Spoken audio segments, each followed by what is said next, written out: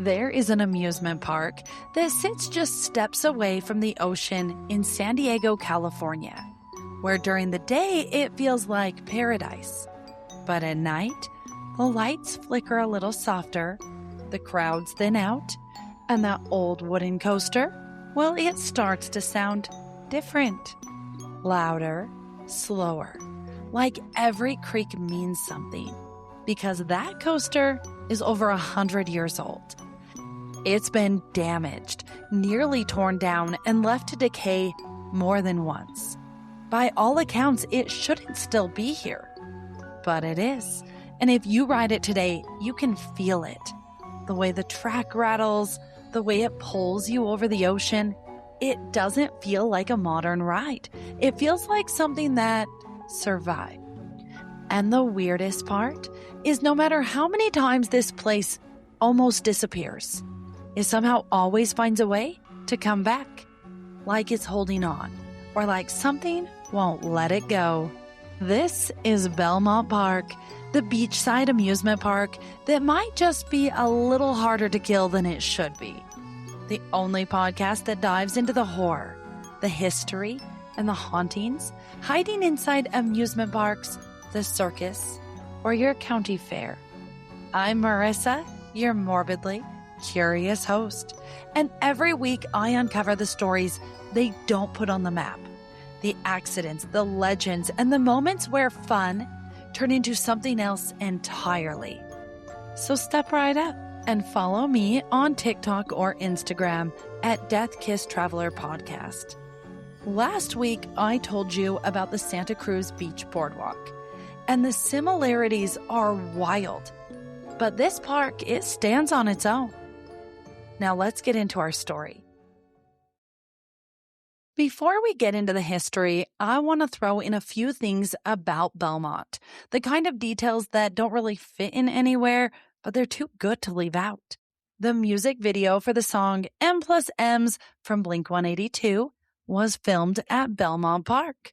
Multiple movies and TV shows have also been filmed there. A lot of independent films that I really have never heard of, but it seems to be a very popular location. And it was even on a Ghost Adventures episode, but we're going to get into that later. Last year, this park celebrated 100 years on the 4th of July, and you can still visit it today. But a haunted park has history, and long before Belmont Park became the colorful beachfront playground we see today, it started as something much bigger. A vision. In the early 1920s, Southern California was booming. People were pouring in chasing sunshine, ocean air, and the promise of something new. And one man saw an opportunity to turn that dream into an attraction. His name was John D. Spreckles, a sugar entrepreneur, a powerful businessman, a railroad tycoon, and someone who didn't just want to build along the coast, he wanted to create a destination. So in 1925, right on the sands of Mission Beach, he opened what was called the Mission Beach Amusement Center. And it wasn't just a few rides, it was designed to feel like magic. There were bright lights, music drifting through the air, dance halls, games, food stands, and towering over everything was a massive wooden roller coaster, the Giant Dipper.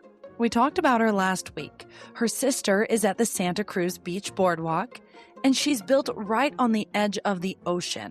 1,600 feet of track and wood, and she was built in only 2 months. The project cost around $150,000, which is about $2.8 million now. And you know what I'm going to say? We've talked about it. The safety standards back then were not what they were today. These early coasters, they were fast, rough, and unforgiving. Just wood, gravity, and trust. But people didn't care. They lined up anyways because this place felt alive. Like a West Coast version of Coney Island. Everyone wanted to be like Coney Island. A place where for a few hours, nothing else mattered. The Giant Dipper may have been the star, but Belmont Park was so much more than just one ride back then. This place was designed to keep you there all day, And most of the night, they wanted your money. There were spinning rides, the kind that whipped you in tight circles until you stumbled off dizzy and laughing, or maybe if you're like me, a little nauseous. There were classic carnival-style attractions that felt harmless until you realized how fast they were actually going. There was a full carousel, hand-painted horses, music playing, lights glowing, the kind of ride that feels innocent, but somehow a little eerie when it slows down and that music fades. The midway there was packed with games, ring toss, strength tests, carnival booths, the kind of places where you could win a prize or lose track of time completely. And I had to ask, what kind of prizes did they give in the 1920s?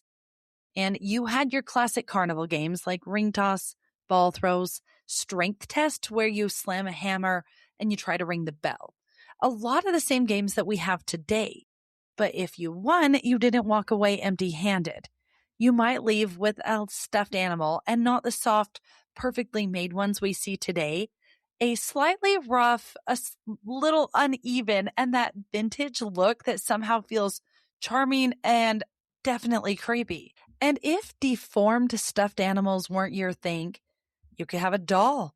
And that's not creepy, is it? But these dolls had porcelain faces, painted smiles, staring straight ahead no matter where you stood. The kind of prize that probably looked adorable during the day and a little unsettling once you got it home. You could win chalkware figures. I had no idea what these are, but they're fragile, hand-painted statues of animals, people, or cartoon characters. They were bright colors, but easy to chip, crack, or break completely if you weren't careful. Smaller prizes included things like toy whistles, tin trinkets, miniature games, glassware novelties like little miniature teacups, things that felt exciting at the time, but they probably didn't last very long. And it wasn't just the rides and games. Belmont Park had dance halls, live music, places where people could come and just be seen. Along with the rides, they built a huge swimming pool in Spanish style. They tried to mimic it after Balboa Park. It was called the natatorium. It was the main feature, later known as the plunge swimming pool. At the time, it was the largest saltwater pool in the entire world, holding up to 400,000 gallons of water. Decorated in beautiful Spanish architecture, it was later turned into a freshwater pool when the salt started to corrode the infrastructure. Because this wasn't just an amusement park, it was a social scene, a destination, a place where the beach, the rides, and the nightlife all blurred together. And then there was the bathhouse. Remember last week, the fancy beach locker room. And this was one massive, bustling building, full of people changing, laughing, running straight out to the ocean. It tied everything together. The water, the midway, the rides towering overhead. Everywhere you turned, something was happening. And maybe that's what makes its later decline feel so eerie. Because a place that feels so alive doesn't just go quiet without feeling wrong. So here's something a lot of people don't realize. Belmont Park wasn't always Belmont Park. Remember I told you when it first opened, it had a name that sounded a lot less exciting. The Mission Beach Amusement Center, which I mean, yes, accurate, but also kind of sounds like a place you'd go and renew your gym membership. Now picture this. It's 1920s. The music is playing. People are dancing. The Giant Dipper is roaring over the ocean. And someone's like, hey guys, want to go down to the Mission Beach Amusement Center? Yeah, nah, I'm good. That was a name that was never going to survive. So naturally, people started calling it Belmont Park. They named it after the neighborhood it sat in, Belmont. Short, easy, way more fun to say, and exactly what people wanted. Let's go to Belmont Park. Now, that sounds like a place I'd want to go. It spread through the locals, through conversations, through people saying it over and over again until one day that was just its name, Belmont Park. Well, this is Death Kiss Traveler, so of course we have to talk about the accidents. And the first incident occurred just 1 year after Belmont opened. The excitement, the energy, the crowds lining up for the brand new Giant Dipper. They were all interrupted by something no one wanted to imagine: a death. In 1926, 19-year-old Joe Paez climbed aboard the Giant Dipper. It didn't have safety systems that we're used to today. Somewhere during the ride, accounts later confirmed Paez attempted to change seats while the coaster was in motion. And in that moment, something went wrong. He was thrown from the train. Newspaper reports at the time documented the incident, describing how quickly it happened, how little time there was to react, and later an insurance lawsuit would confirm the details. A young man's split-second decision, a ride that didn't forgive mistakes. And it's easy to look back now and think, why would someone try and move during a roller coaster ride?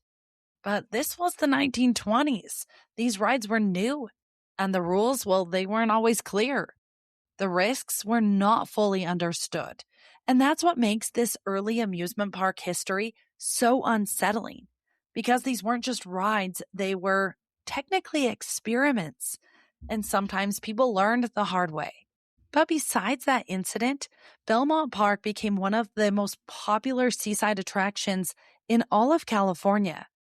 Families packed the beach, crowds filled the midway, the Giant Dipper roared every night, and it was loud, bright, full of life. But like a lot of amusement parks built during that era, it wouldn't stay that way forever. Because what starts as magic doesn't always stay that way. For a while, Belmont Park felt unstoppable. The lights stayed on, the crowds kept coming, the Giant Dipper roared over the ocean like it always would. But slowly, almost quietly, things started to change. By the mid-1900s, the golden age of seaside amusement parks was fading. New attractions were popping up, bigger parks, flashier rides, and modern experiences. Not every tragedy connected to Belmont Park happened on a ride. Some of them happened just outside of the gates. And in 1953, a man named Martin Luther Huff, 31 years old, was killed in a shooting. It wasn't a ride malfunction, it was something more familiar. Domestic dispute, the kind of conflict that doesn't belong in a place like this. Right next to families, a park filled with music, lights, and people just trying to enjoy their night. But it happened anyway, just feet away from the spinning rides. And just 2 years later, in 1955, Walter T. Barney was 69 years old, and he was a roller coaster operator and the company president. He was inside the control room of the Giant Dipper, a place most guests would never see. It was completely hidden, functional, and it was the space that was responsible for keeping the ride moving. And that's where the fire started, inside the engine and the control area. Smoke began to fill the room, thick and fast, cutting off any clear path out. And Walter Barney, he never made it out. But here's the part that makes this story feel odd, because according to the medical examiner's report, he didn't die from burns. His body showed no signs of being burned alive. Instead, he died from carbon monoxide poisoning, and witnesses described something even stranger. The position he was found in, the condition of his body, suggests that he may not have even realized what was happening. He may have been asleep. Think about that, a fire building around you, smoke filling the room, and you just never wake up. You never run, you never react. It's quiet and almost peaceful, which somehow makes it even more unsettling, because this wasn't a sudden accident on a ride. It was a man, alone, in a hidden room, just trying to take a nap. And to this day, no one knows exactly why the fire started. And also, it is the only employee death directly tied to the Giant Dipper. And then there's the story that's not in a lot of official reports. It's not confirmed in any accident records either, but somehow it refuses to go away. So whether it is a cover-up or it never happened, we really don't know, because this story keeps lingering and being told over and over again. The story claims that sometime in the late 1950s, a sailor climbed aboard the Giant Dipper, rode it to the top, and then jumped to his death. It's the kind of story that spreads easily, dramatic, tragic, and tied to a place that already feels a little haunted. But here's where it gets interesting. The earliest known version of this story doesn't come from the 1950s at all. It shows up decades later in a 1977 article. And from there, it starts to grow, retold, repeated, eventually making its way onto a paranormal television show. And when you start digging, really digging, something is missing. There's no clear contemporary newspaper reports from the 1950s, no official documentation, no confirmed records tying a death to this ride. Just a story. But if you remember last week's episode, there was an unknown sailor that did die on the Giant Dipper. And I don't know if maybe those two stories got confused with one another and somehow the rumors spread. I'm not sure. But what did occur is in 1959 was a serious but non-fatal accident involving Bernard Sidahan, a military veteran who fell from the coaster after standing up from the ride. But he survived. There was no suicide, no sailor, no documented newspaper, coroner report, police report, or obituary about anyone dying in the 1950s from the Giant Dipper. So we have to talk about something that affects all amusement parks in California and even beyond, and that is Disneyland. I love Disneyland. But when Disneyland opened in 1955, it didn't just introduce a new park. It changed what people expected from all parks. Before Disneyland, places like Belmont Park and Santa Cruz Beach Boardwalk were everything. You went for the rides, the beach, the chaos, the energy. They were loud, messy, a little unpredictable, and honestly, that was the fun part. But Disneyland was different. It was clean, it was controlled, immersive. You didn't just go there to ride something, you went there to step into a story. And suddenly those older seaside parks started to feel outdated. Not because they changed, but because everything else around them did. Disneyland didn't directly kill these parks, but it raised expectations, made older parks feel cheap or unsafe, and it pulled tourism away from those destination parks. I grew up in Southern California, and I can honestly say I have never been to Belmont Park. We would go to Disneyland. There was no reason to go to Belmont Park or even Santa Cruz Beach Boardwalk. Disneyland was the place. And at the same time, suburban life was growing. People had more entertainment options. Travel patterns were changing. Disneyland didn't destroy places like Belmont Park. It just made them feel like they didn't belong anymore, which is sad because it turned them into relics. And parks across America started disappearing. And Belmont, well, it was no exception. It started to feel old. The paint began to peel. The wood, constantly battered by salt air and moisture, started to wear down.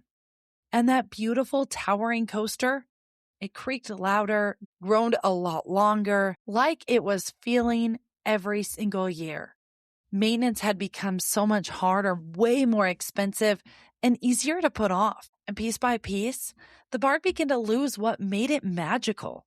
Some attractions just disappeared. Others sat closed and quiet, completely untouched for years. The music didn't feel as loud anymore. The crowds, they weren't as big. And at night, when the ocean air rolled in and the boardwalk emptied out, the place felt different.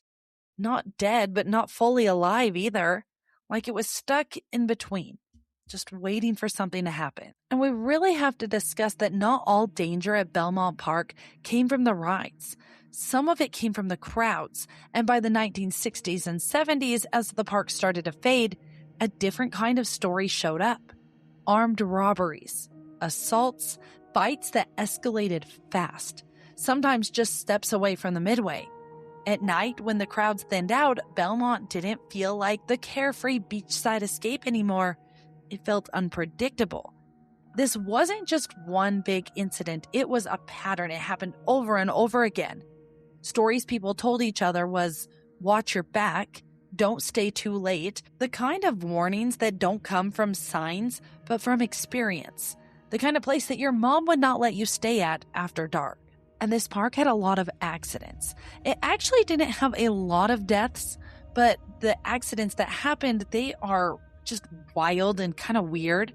Reports from the 60s and 70s describe multiple incidents. Riders losing their position, slipping, or being thrown from cars during the ride's motion. And unlike today, restraint systems weren't what they used to be. Back then, even in the 60s and 70s, they were just minimal lap bars. Sometimes it was only positioning and balance, which meant that if something went wrong, there wasn't much stopping it. We got to talk about the ski jump ride.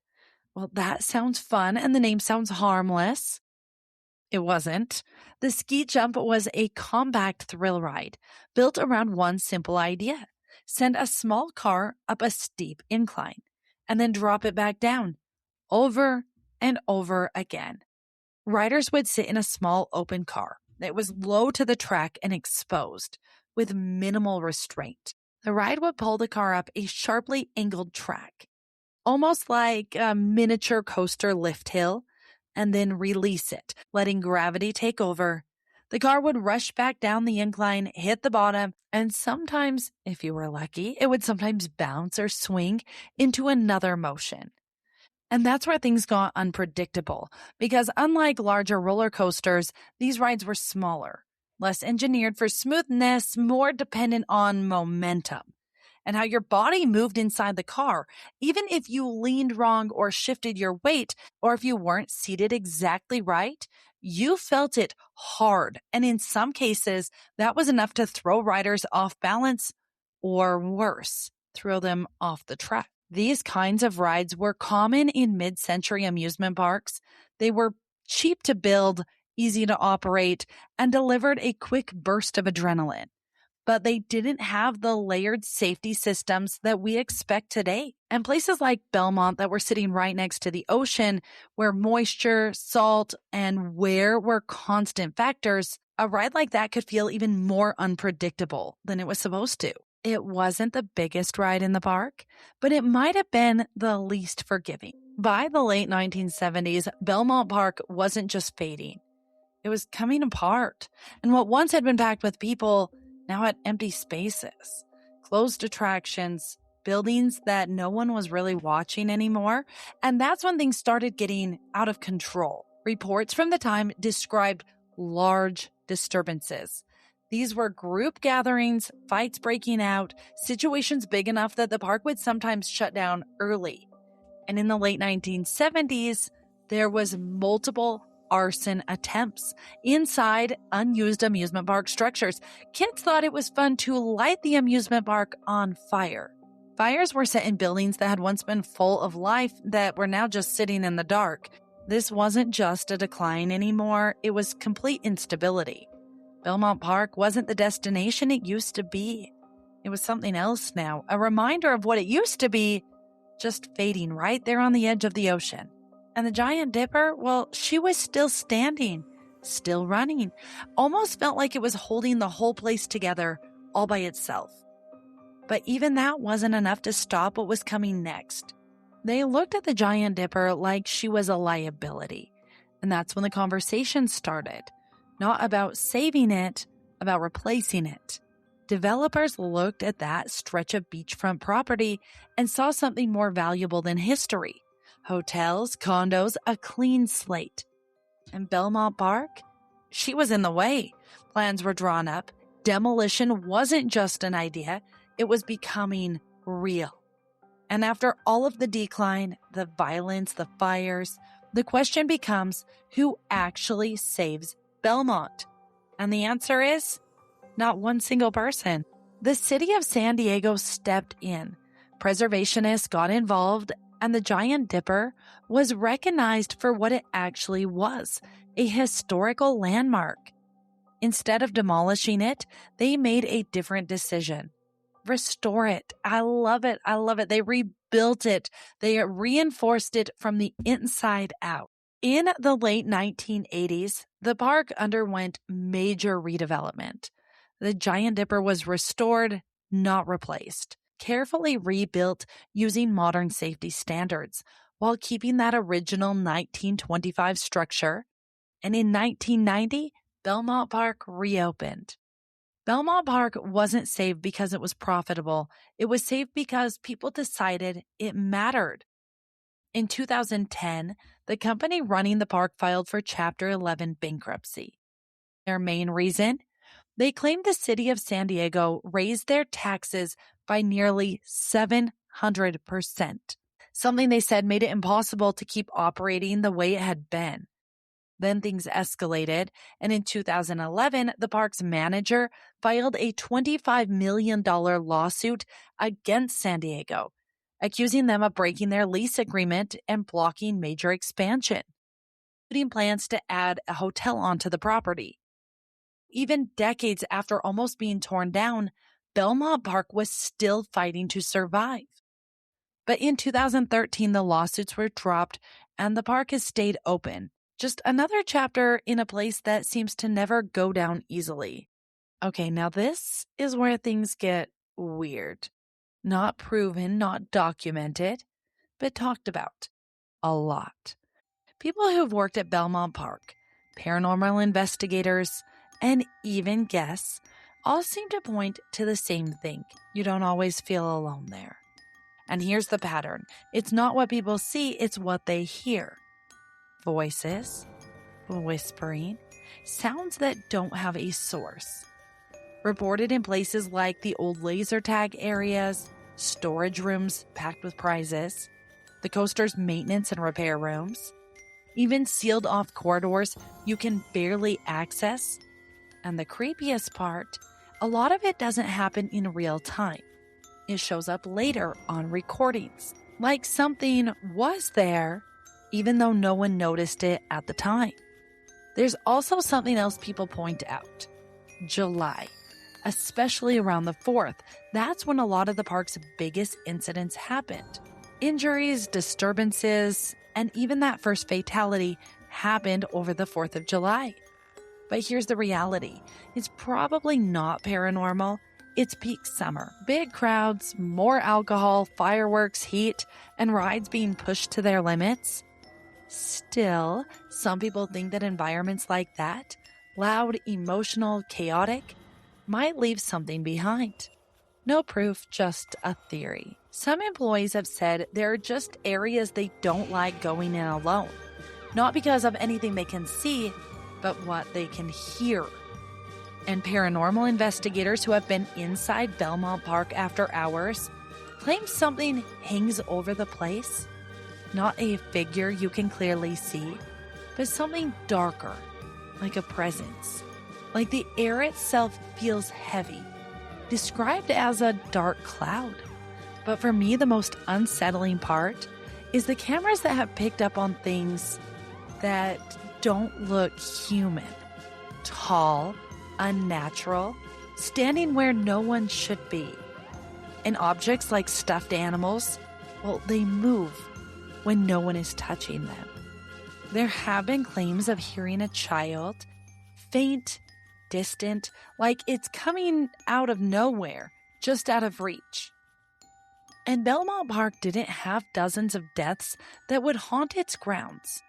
But you have to understand something about San Diego, because this city, it has a reputation.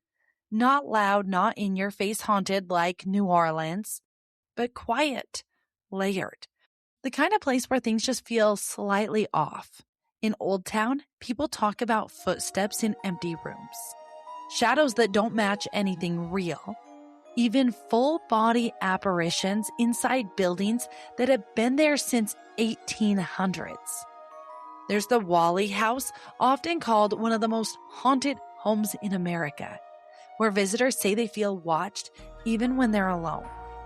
Down by the water, the Hotel del Coronado, beautiful, historic, and it has its own stories.